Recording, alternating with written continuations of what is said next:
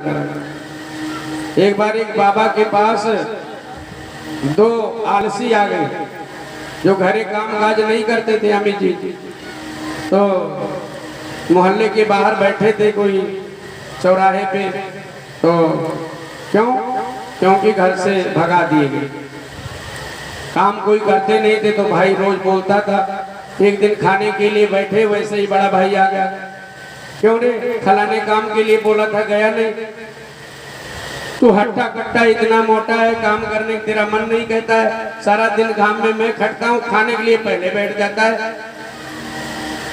उसको भी मन में आ गया कि खाने के समय भी बोलता है, तो भाग जा घर से।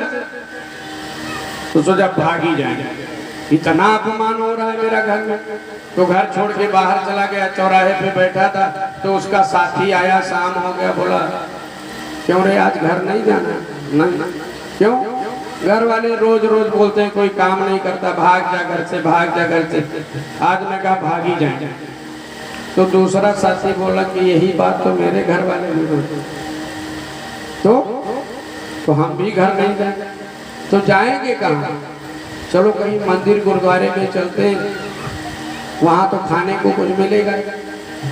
और गांव के बाहर कहीं 2 गांव छोड़ के ठाकुर द्वारा था, ठाकुर द्वारा में गए, बहुत बारी बड़ी थी, दूर तक जंगल था, बीच में मंदिर था।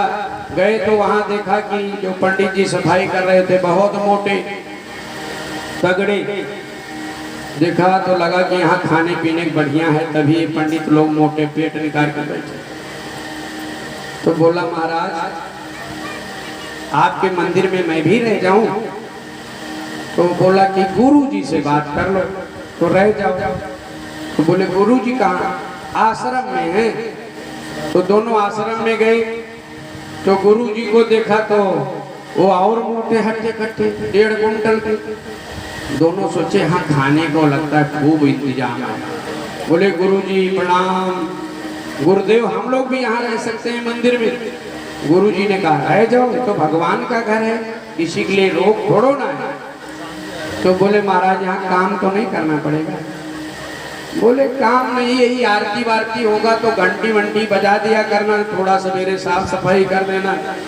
तो दोनों आलसी बोले कि इतना तो बड़े आराम से कर लेंगे महाराज, घंटी भी बजा देंगे आरती के समय, थोड़ा सफाई भी करा लेंगे, इतने कहाँ, इतने खाने को बहुत, सब कुछ जो मर्जी खाओ। दोनों चेला रुक गए।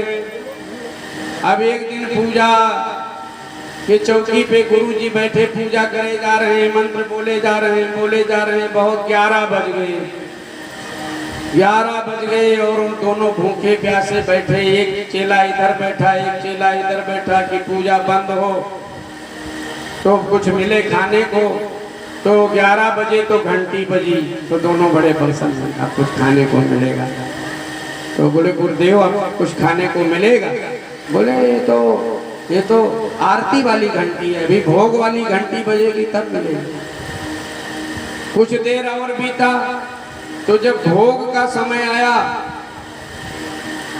तो दोनों आलसी बोले कि गुरुदेव अब तो बहुत भूख लगी है, बर्दाश्त नहीं हो रही है, भोग कब लगेगा? बोले कि बेटा भोग तो लग जाता लेकिन तुलसी का पाती नहीं, और बिना तुलसी के भोग कैसे लगेगा? तो ठंडी का दिन था, एक चेला बाएं तरफ, एक चेला दाएं तरफ कंबल ओढ़ के बढ़िया आराम से तंदाए के बैठे थे। अब सोचे तुलसी का पाती अभी गुरुदेव कहेंगे लाने के लिए, तो ठंड में कैसे उठ के जाएंगे? तो जो दाहिने तरफ चेला बैठा था वो बोला कि गुरुजी हम तो जानते नहीं कि तुलसी का पाती होता कैसे।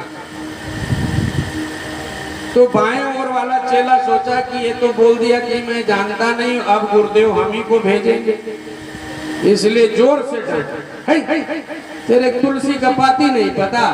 केरा के पाती जितना बड़ा बड़ा तो होता है। गुरुदेव सोचे कि ये चेला नहीं, दोनों गुरु ही मिलेंगे। तो गुरुदेव ने कहा ना तुलसी का पाती तुम्हें पता, ना तुलसी का पाती इन्हें पता, हमें तुलसी का पाती पता है, तो हम पूजा से उठ नहीं सकते। आप ऐसा करो कि एक जने चौकी इधर पकड़ो, एक जने इधर, हम ही को ले चलो टूल के बगीचे से ले।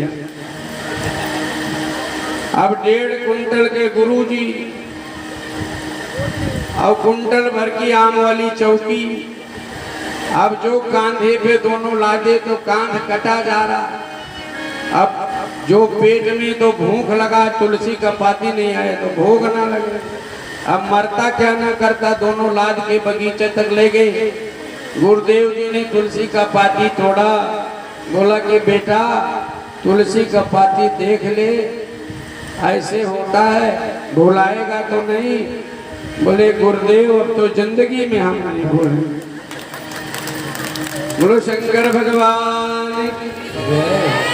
तो ऐसे आलस ना करो कि जय बोलना हो तो भी मुंह से जय ना बोले, संकीर्तन ना बोले, तो फिर जो तुलसी का पाती तोड़ने जाना पड़ेगा। तो बोलो शंकर भगवान।